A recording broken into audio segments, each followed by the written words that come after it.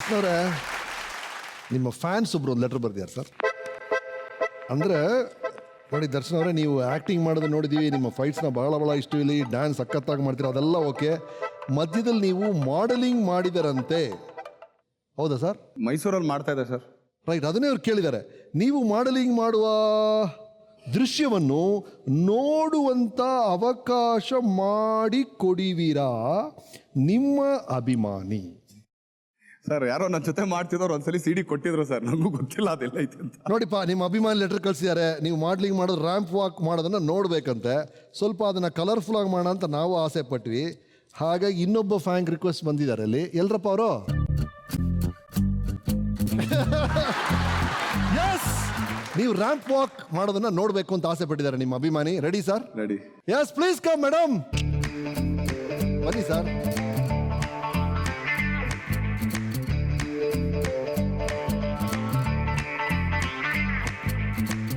Ready sir? Yeah please. Ready? Please please please.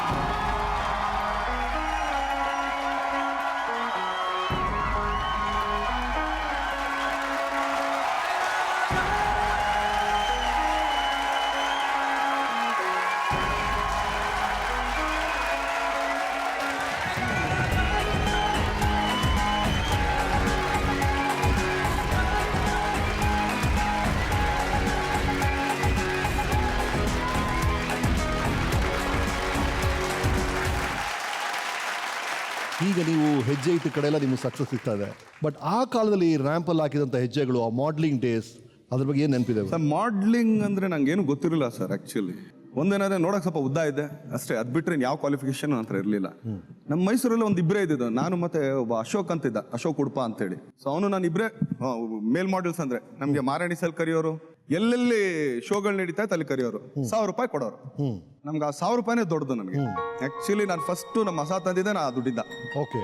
So ಅಲ್ಲಿಗೆಲ್ಲ ಕರೆಯೋರು, ಹೋಗ್ತಾ ಇದ್ವಿ, ಮಾಡ್ತಾ ಇದ್ವಿ. ಸರಿ. ಸೊ ಬಟ್ ಒಂದೇನಂದ್ರೆ ಫಸ್ಟ್ ಒಂದು ಸೂಪರ್ ಮಾಡೆಲ್ ಆಫ್ ಕರ್ನಾಟಕ ಅಂತ ಒಂದು ಇದು ಕಾಂಟೆಸ್ಟ್ ಇತ್ತು.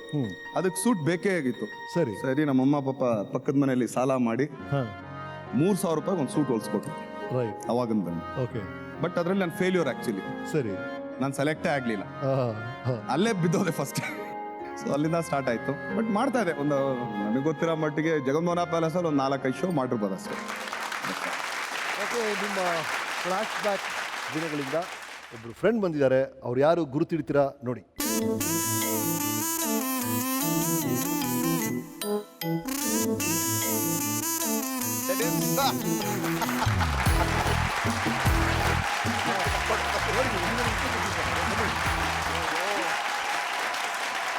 ಆಕ್ಚುಲಿ ಇಬ್ರು ಒಟ್ಟಿಗೆ ಮಾಡ್ಲಿಂಗ್ ಮಾಡ್ತಾ ಇದ್ವಿ.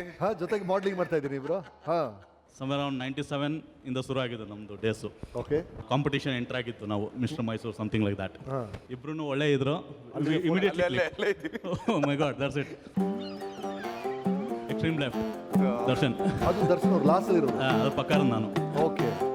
ಜಗನ್ಮೋಹನ ಪ್ಯಾಲೇಸ್ ಅಲ್ಲಿ ಮಾಡಿರೋದು. ಎಕ್ಸಾಕ್ಟ್ಲಿ. ಹಾಗೆ ಇಮಿಡಿಯೇಟ್ ಆಗಿ ಕ್ಲಿಕ್ ಆದ್ವಿ ನಾವು. ಆ್ಯಕ್ಚುಲಿ ನಾನು ಕಾಂಪಿಟೇಷನ್ ಬಂದು ನಿಂತಿರೋದು ಡ್ರೆಸ್ ಆಗ್ಬಿಟ್ಟು, ಅವನು ದಿನಕರಣ ಬಂದು ನಿಂತಿರೋದು ಡ್ರೆಸ್ ಆಗ್ಬಿಟ್ಟು.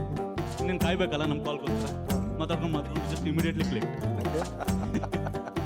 ಆಮೇಲೆ 2-3 ಕಾಂಪಿಟೇಷನ್ ಮಾಡಿದ್ವಿ, ಅದರಲ್ಲೂ ನಮಗೆ ಬರಲೇ ಇಲ್ಲ. ಆಮೇಲೆ ಗೊತ್ತಾಯ್ತು ಯಾರೋ ಸ್ಪಾನ್ಸರ್ದು ಅವ್ರ ಕಡೆ ಸೂಟೆಡ್ ಇಲ್ಲ ಅಂತ ಅನಿಸ್ತದೆ, ನಾವು ಮೋಸ್ಟ್ಲಿ ಇದಕ್ಕೆ ಫಿಟ್ ಆಗಲ್ಲ ಅಂತ ಆಯ್ತು. ಸರಿ ಸರಿ ಸರಿ. ಆಮೇಲೆ ಒಂದು 3-4 ಒಳ್ಳೆ ಶೋಸ್ ಮಾಡಿದ್ವಿ ನಾವು. ಓಕೆ. ಆಮೇಲೆ ಸುಮಾರು ಒಳ್ಳೆ ಪ್ಲ್ಯಾನ್ಸ್ ಇತ್ತು. ಅಷ್ಟರಲ್ಲಿ ಐ ಸ್ಟಿಲ್ ರಿಮೆಂಬರ್ ಎಲ್ಲ ಹೋಗಿದ್ವಿ ಮೈಸೂರು ರೈಲ್ವೆ ಸ್ಟೇಷನ್. ಅಲ್ಲಿಂದ ಅವ್ರಿಗೆ ಟ್ರೈನಿಂಗ್ಗೆ ಚೆನ್ನೈಗೆ ಮಮ್ಮಿ ತಯಾರು ಮಾಡಿ ಇಟ್ಟಿದ್ರು. ಅಲ್ಲಿಂದ ಹೊರಟರು ಮೈಸೂರಿಂದ. And as they say, rest is history. Now you know where he is. Oh yeah. Thank you.